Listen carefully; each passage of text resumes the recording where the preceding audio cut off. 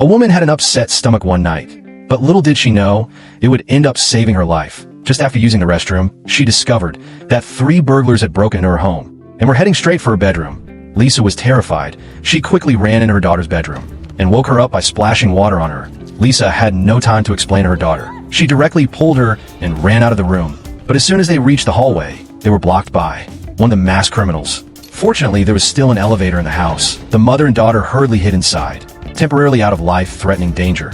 However, they didn't expect that the gang leader, Jimmy, had been waiting on the second floor for a long time.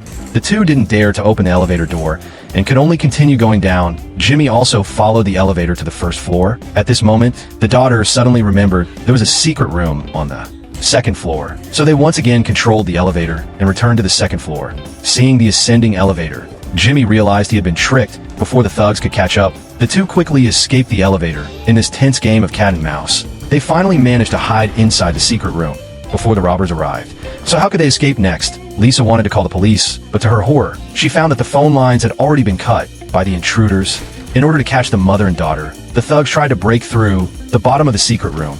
But after struggling for a while, they discovered that a thick layer of steel plate covered the ceiling. Not only that, even the walls on all sides were reinforced with metal.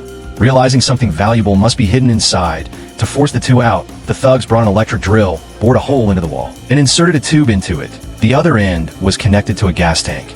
They intended to pump natural gas into the secret room. Realizing their strange behavior, Lisa sensed imminent danger. She moved closer to the vent to investigate, but as soon as she did, a blast of methane gas hit her face, making her cough violently. She quickly grabbed a roll of tape, and despite the pressure, sealed the vent tightly.